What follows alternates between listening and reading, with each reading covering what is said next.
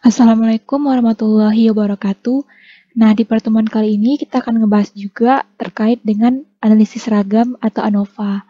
Nah, sebelum itu kita mengetahui dulu apa itu ANOVA. ANOVA adalah sebuah analisis statistik yang menguji perbedaan rata antar grup. Yang mana grup di sini bisa berarti kelompok atau jenis perlakuan. ANOVA juga sering ditemukan dan dibenarkan oleh seorang statistik bernama Ronald Fisher. ANOVA merupakan singkatan dari analisis of variance atau bahasa Indonesianya adalah analisis ragam. Pada ANOVA ini menggunakan prosedur uji statistik yang mirip dengan uji T. Namun kelebihan dari ANOVA yaitu dapat menguji perbedaan lebih dari dua kelompok. Kita lihat pada ANOVA kita bisa menggunakan rancangan acak lengkap dan ada juga bisa menggunakan rancangan acak kelompok nantinya. Materi ANOVA ini merupakan dasar dari materi dari rancangan percobaan pada mata kuliah di semester 3 nanti. Atau semester 4 nantinya. Kemudian kita akan ngebahas dulu rancangan acak lengkap. Rancangan acak lengkap merupakan jenis rancangan percobaan yang paling sederhana. Rancangan acak lengkap ini digunakan ketika unit percobaan harus homogen atau tidak ada faktor lain yang mempengaruhi respon selain faktor yang diuji cobakan. Kemudian yang kedua yaitu faktor luar lainnya dapat dikontrol dan memiliki satu faktor yang berpengaruh dengan jumlah taraf faktor. Nah, ada beberapa asumsi yang harus dipenuhi untuk menggunakan rancangan acak lengkap, yaitu pertama normalitasnya, yang kemudian yang kedua homogenitas, yang ketiga yaitu linearitas dan independensi. Model dari rancangan acak lengkap yaitu Y, IJ sama dengan mu tambah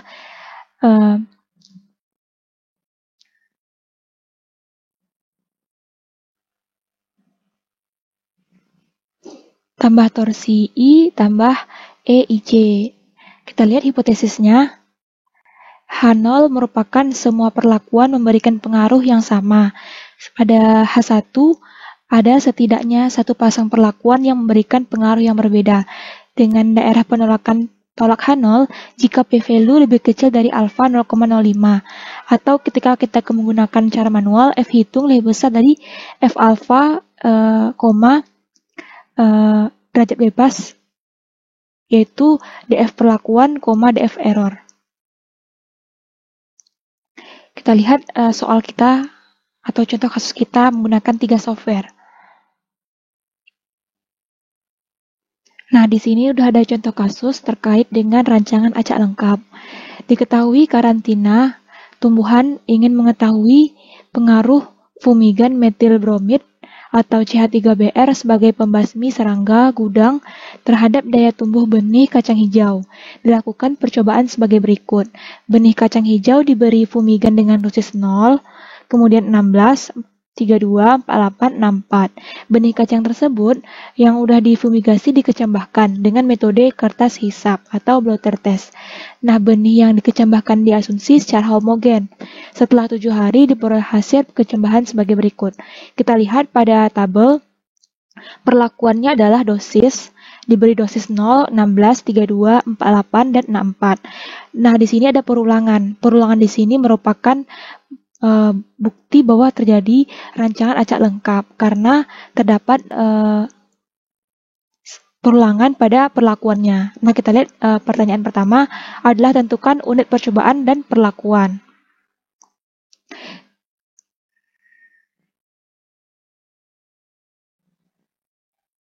Nah, di sini kita menggunakan rancangan acak lengkap, kita buat hipotesisnya. Hipotesisnya adalah H0 semua dosis fumigan metil bromid atau CH3Br sebagai pembasmi serangga gudang berpengaruh terhadap daya tumbuh benih kacang hijau. Dan H1-nya adalah sekurang-kurangnya ada 2 dosis fumigan metil bromid sebagai pembasmi serangga gudang yang tidak berpengaruh terhadap daya tumbuh kacang benih. Dengan menggunakan taraf nyata atau tingkat kesalahan 0,05, daerah penolakannya adalah F hitung lebih besar dari F alfa, atau jika kita menggunakan p-value lebih kecil dari alfa. Nah, statistik ujinya di sini kita menggunakan 3 software, yaitu software SPSS, Excel, dan Minitab. Pertama kita menggunakan software SPSS. Nah, sebelum ke analisis datanya, kita tentuin dulu unit percobaan dan perlakuan. Nah, di sini unit percobaannya adalah, kita lihat pada soal, dilakukan percobaan benih kacang hijau diberi fumigan. Berarti unit percobaannya adalah benih kacang hijau. Sedangkan perlakuannya adalah pemberian dosis 0, 16, 32, 48, dan 64. Adapun analisa datanya sebagai berikut. Yang pertama kita menggunakan SPSS. Nah, yang pertama yang perlu kita perhatikan, tiap software atau tiap aplikasi statistik itu penginputan datanya berbeda-beda. Nah, yang pertama kita perhatikan dulu penginputan data di SPSS. Nah, kita lihat perlakuan di sini ada perlakuan 0, 16, 32, 48, dan 64. Jadi, perlakuan ini kita misalkan di angka numerik. Nah, angka numeriknya 1 sampai 5 karena 0 kita misalkan jadi 1, 16 kita misalkan jadi 2, 32 kita misalkan jadi 3, 48 kita misalkan jadi 4, 64 kita misalkan jadi 5. Seperti ini. Jadi pada SPSS penginputan perlakuannya itu untuk 0 kita misalkan jadi 1. Jadi kita perulangannya ada 8. Kita lihat perulangannya ada 8. Jadi 0 ini ada 8 kali perulangan. 0, dari 100 sampai 100 lagi. Jadi pada Excel kita buat untuk SPSS 100 sampai 100. Di sini 1 sampai 1 ada 8 kali. Berarti dosis 0 ada 8 kali perulangan. 2 di sini kita misalkan jadi 16. Nih 16. 16 ada 8 kali juga. Berarti pada Excelnya kita buat juga 8 kali 100-nya. Kemudian 3. 3 juga ada 8 kali. 3 tersebut melambangkan dosis 32. Begitu juga 48 8 kali, 64 8 kali. Jadi penginputan data di SPSS berbeda dengan software lainnya. Setelah kita input datanya, data perlakuan adalah dosis dan respon adalah angka isi di dalam tabel tersebut. Maka kita masukkan data ini ke SPSS. Kita kontrol dulu bagian angka di perlakuan. Ctrl C, kemudian kita pergi ke SPSS. Kita buat dulu nama variabelnya. Yang pertama variabel perlakuan. Kemudian yang kedua ada variabel respon. Nah, variabel perlakuan dan respon kita hilangkan desimalnya karena tidak membutuhkan nilai desimal. Kemudian kita masukkan data perlakuan yang udah kita copy tadi. Ctrl V. Nah, kemudian responnya juga begitu. Kita Ctrl C aja di bagian angkanya.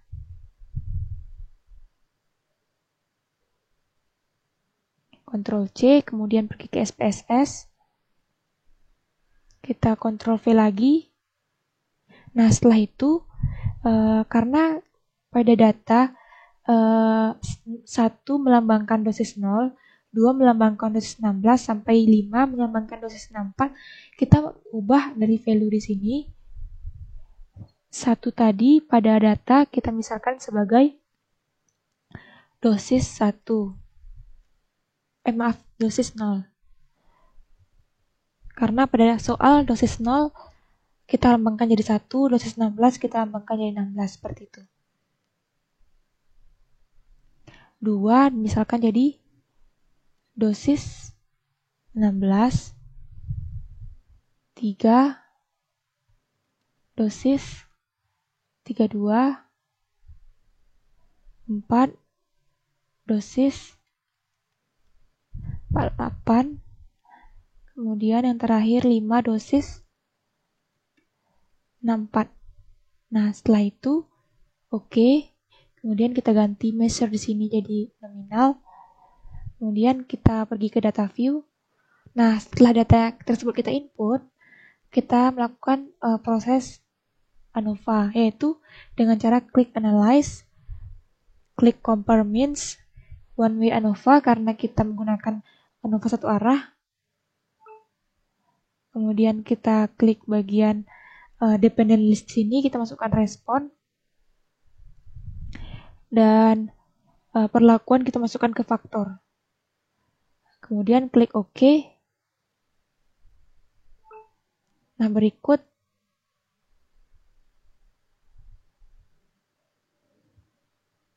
Kita ulang lagi karena data tadi ada yang berlebih. Di sini tidak ada sebenarnya karena datanya cuma sampai 40. Kita ulang lagi, berarti untuk one way ANOVA-nya klik analyze, kemudian kita klik compare min, kemudian kita klik one way ANOVA, kita reset dulu. Pada dependent list di sini kita isi respon, kemudian faktornya kita isi perlakuan. Kemudian kita klik OK. Nah, berikut output keluaran dari SPSS. Berarti F hitungnya 51,363, P value-nya 0,000. Nanti buat di statistik uji di sini. Jadi statistik ujinya nanti ada 3 software, ada software SPSS, Minitab, sama Excel. Nah, ini yang SPSS-nya. Nah, untuk Minitab-nya beda lagi cara penginputan datanya. Nah, kalau di Minitab, kita lihat perlakuannya tersebut kan ada 5. Berarti kita buat 1, 2, 3, 4, 5 sebanyak 8 kali. Beda dengan SPSS yang dimulai dari perlakuan 1 dulu sebanyak 8 kali. Nah, kalau di Minitab perlakuannya tersebut berganti-ganti 1, 2, 3, 4, 5, kemudian 1, 2, 3, 4, 5 sebanyak 8 kali. Jadi penginputan datanya seperti ini. Jadi kalau misalnya pada Minitab penginputan datanya ini dulu, kemudian ini dulu, ini gitu. Jadi 1, 2, 3, 4, 5 isi dulu pada kolom 1. Kolom 2 begitu juga. Namun kalau pada SPSS tadi secara horizontal penginputannya, sedangkan di Minitab secara vertikal. Seperti itu. Jadi beda penginputan di SPSS dan Minitab. Kemudian kita Ctrl C aja dari variabelnya sampai angka-angka bawah. Ctrl C, kemudian pastekan ke Minitab.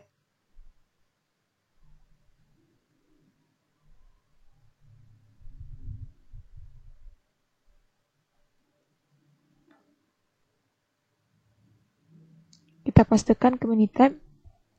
Nah, di sini udah keluar perlakuan dan responnya. Sekarang kita lakukan one way ANOVA-nya. Klik start, kemudian ANOVA, one way, kemudian kita hapus dulu. Pada responnya sama, respon, kemudian faktor, pada responnya itu respon, kemudian pada faktornya itu perlakuan, dengan confidence interval 90%. Klik OK.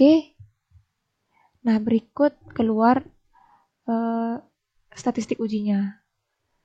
Yang di screenshot yaitu ini, one way ANOVA-nya. Berarti sama F-nya adalah, F hitungnya adalah 51,36 dan P value-nya 0,000. Kita lihat lagi pada Excel. Nah, cara penginputan di Excel sesuai dengan yang ada di soal. Cuman selalu kalau pada Excel di sebelah kiri merupakan perlakuan, sebelah atas merupakan perulangan. Jadi data yang isi dalamnya ini. Yang kita perlukan isi dalamnya. Jadi pada Excel cara untuk one way ANOVA rancangan acak lengkapnya itu kita klik bagian data. Nah, di sini pada bagian ujung ada tulisan data analyze. Kita klik data analyze. Kemudian kita pilih single factor ANOVA. Oke. Kemudian kita reset dulu.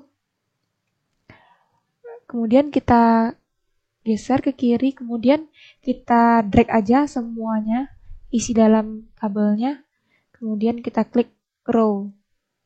Karena data kita bergerak di baris. Kemudian klik OK. Nah, berikut output yang keluar. ANOVA-nya yang di SS adalah bagian ini aja. F hitungnya adalah 51,36, P value-nya adalah 0,000. Nah, di antara ketiga software tersebut samalah jawabannya. F hitungnya adalah 51,36 dan P value-nya 0,000. Jadi adik-adik buat statistik ujinya ketika software di sini.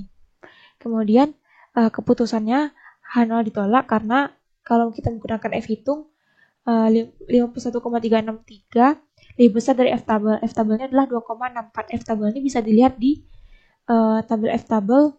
Namun karena kita menggunakan p-value, kita gunakan saja 0,000 lebih kecil dari alfa. Maka keputusannya H0 ditolak. Jadi kesimpulannya karena H0 ditolak, berarti setidaknya ada satu pasang dipedosis fumigan yang berpengaruh terhadap daya tumbuh benih kacang hijau. Nah, jadi seperti inilah kita buat pada laporan.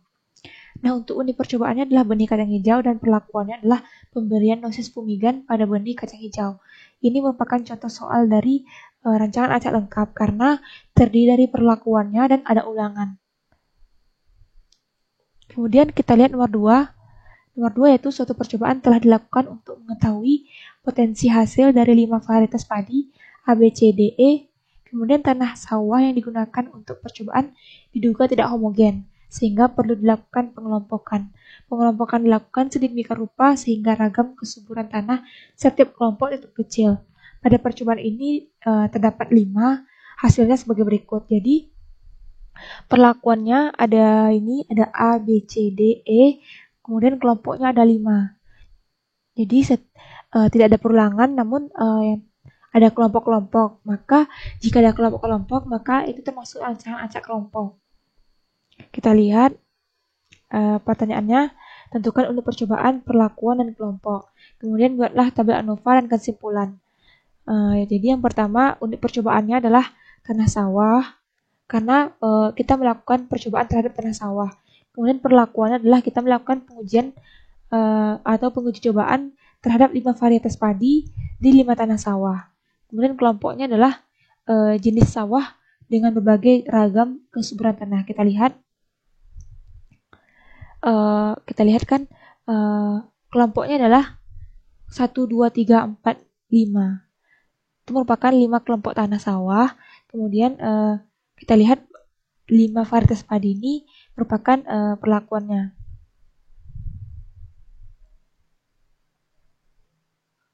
Nah, kita akan masuk ke ANOVA-nya. ANOVA pada rancangan acak kelompok, kita berhipotesis juga sama kayak tadi, sama kayak di RAL tadi.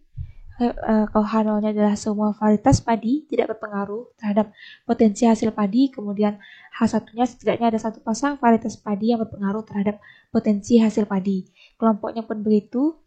Jadi kalau yang rancangan acak lengkap tadi cuma satu hipotesisnya, yaitu H0 dan H1 pada perlakuan saja. Namun pada acak kelompok di sini dibutuhkan ada 2 hipotesis. Ada hipotesis untuk perlakuan dan ada juga hipotesis bagian kelompok. Kemudian kita menggunakan taraf nyata 5% atau 0,05 dengan daerah penolakan kita menggunakan p-value, yaitu p-value lebih kecil dari alfa. Kemudian untuk statistik ujinya lagi-lagi ke 3 software. Pertama kita menggunakan SPSS. Nah, kita lihat pada soal nomor 2 ini, soalnya adalah rancangan acak kelompok menggunakan ANOVA. Sedangkan yang nomor 1 rancangan acak lengkap. Jadi bedanya kalau rancangan acak kelompok di sini terdiri dari kelompok-kelompok. Nah, kita akan ngerjain pakai SPSS. Nah, untuk mengerjakannya hal yang harus kita perhatikan yang pertama adalah penginputan datanya. Nah, untuk rancangan acak kelompok, penginputan datanya baik SPSS maupun Minitab sama, yaitu pertama kolom kelompok, berapa buah kelompok yang terdapat pada soal, kemudian perlakuan, kemudian respon. Yang pertama kelompok, kita lihat kelompoknya ada 1, 2, 3, 4, 5. Berarti ada 5 kelompok. Berarti kita buat kelompoknya 1, 2, 3, 4, 5. Perlakuannya 1 untuk A kita misalkan, jadi kepada perlakuan kita misalkan A adalah 1, B adalah 2, C adalah 3, D adalah 4, E adalah 5. Berarti pada data kita buat dulu perlakuan yang 1 aja sebanyak 5 kelompok, kemudian 2 sebanyak 5 kelompok, 3 sebanyak 5 kelompok, 4 sebanyak 5 kelompok, dan 5 sebanyak 5 kelompok. Responnya kita juga inputkan. Untuk kelompok 1, perlakuan 1 ada 112, kita lihat.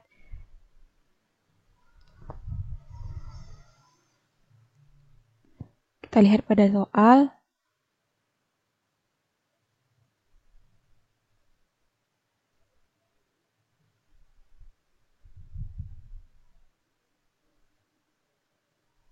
Kita lihat data kelompok 1. Kelompok 1 perlakuan 1 ada 112.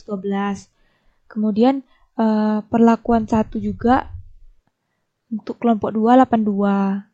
Jadi mengisinya secara horizontal. Untuk perlakuan 1 saja dulu, kemudian perlakuan 2 juga, perlakuan 3 sampai perlakuan 5. Kemudian setelah kita input datanya, kita copy bagian angka ketiga-tiga kolom. Ctrl C, kemudian pada SPSS-nya kita reset dulu.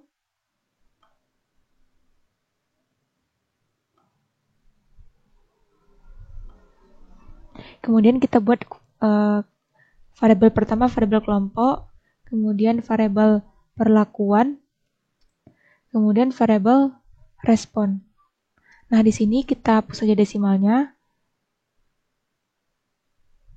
Kemudian kita buat ke data inputnya Ctrl V dari data yang udah kita copy tadi.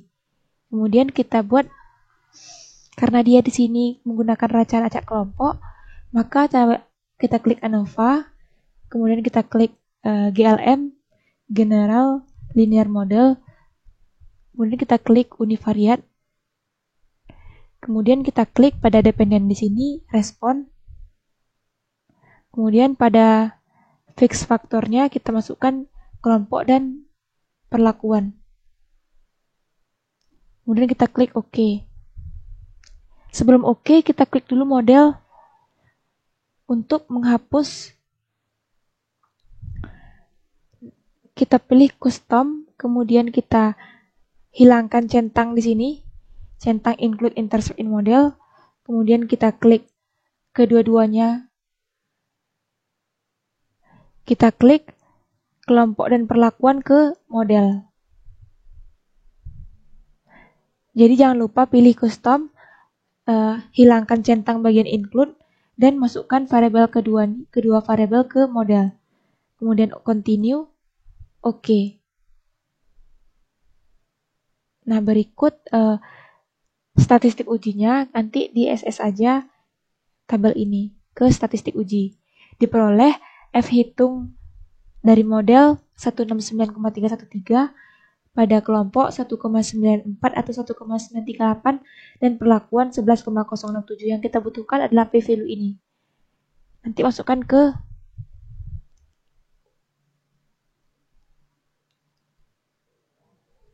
ke sini, statistik uji untuk bagian SPSS-nya. Kemudian kita beralih ke Minitab. Kita copy aja datanya dari variabel sampai angka. Copy, kemudian pastekan ke worksheet. Nah, kemudian kita klik start, kemudian kita klik ANOVA, kemudian kita pilih General Linear Model atau GLM. Kemudian kita pindahkan respon ke respon. Modelnya kita masukkan kelompok dan perlakuan. Kemudian kita klik OK. Nah, berikut outputnya. Yang di screenshot adalah bagian dari analyze sampai ke sini. Ini yang di screenshot atau di snipping. Diketahui F hitung adalah pada kelompok 1,94. Ingat, kelompok adalah data kolom dan perlakuan data baris. Kita lihat pada kelompok p-value-nya 0,153, perlakuan 0,00. Ini di snipping, masukkan ke laporan. Kita bandingkan dengan SPSS tadi, kelompoknya 1,94, perlakuannya 11,07, sama ya. Kemudian kita beralih ke Excel. Nah, Excel kita masukkan data asli, letak data asli. Kita lihat sebelah kiri di sini merupakan perlakuannya, dan di atas ini merupakan kelompoknya. Jadi yang kita butuhkan data yang dalam ini saja. Cuman perbedaannya pada rancangan acak lengkap tadi, jika di rancangan acak lengkap data analisisnya menggunakan ANOVA single factor, nah rancangan acak kelompok menggunakan ANOVA two factor. Nah, karena di sini tidak ada perulangan, maka kita klik without replication. Oke. Jika ada perulangan, kita klik with replication. Karena di sini tidak menggunakan perulangan, maka kita klik without replication.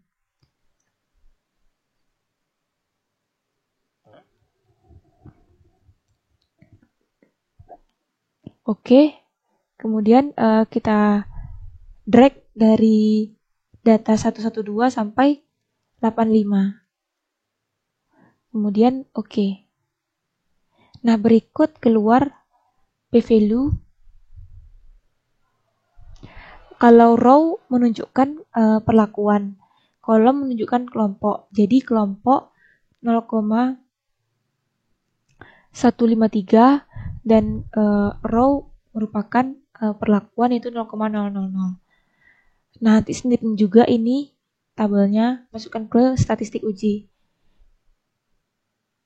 Nah, setelah ketiga-tiga output dari software kita masukkan ke statistik uji, keputusannya karena p-value-nya lebih kecil dari alpha, kita menggunakan p-value lebih kecil dari alpha yaitu 0, jelaskan ketiga data ini, ketiga output ini, perlakuan,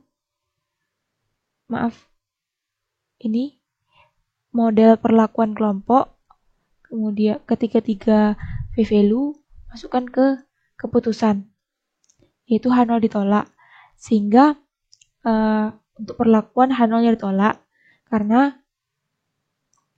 p-value-nya 0,000. Sedangkan pada kelompok H0-nya diterima karena p-value-nya lebih besar dari alpha 0,05. Sehingga kesimpulannya bahwa setidaknya ada satu pasang varietas padi berpengaruh terhadap potensi hasil padi, dan semua jenis sawah dengan berbagai ragam kesuburan tanah tidak berpengaruh. Kita lihat tadi perlakuan, hipotesis perlakuannya H0-nya ditolak, berarti H1-nya kita baca. Setidaknya ada satu pasang varietas padi berpengaruh terhadap potensi hasil padi. Kemudian kelompoknya diterima H0-nya. Maka kita baca semua jenis sawah dengan berbagai ragam kesuburan tanah tidak berpengaruh terhadap potensi hasil padi. Itu yang kita masukkan ke dalam kesimpulan. Nah, sekian dulu materi kita tentang ANOVA. Jika rasa ada janggalnya, mohon maafkan. Jika ada yang ditanyakan, boleh tanyakan di kolom komentar atau di WA group. Sekian, terima kasih. Assalamualaikum warahmatullahi wabarakatuh.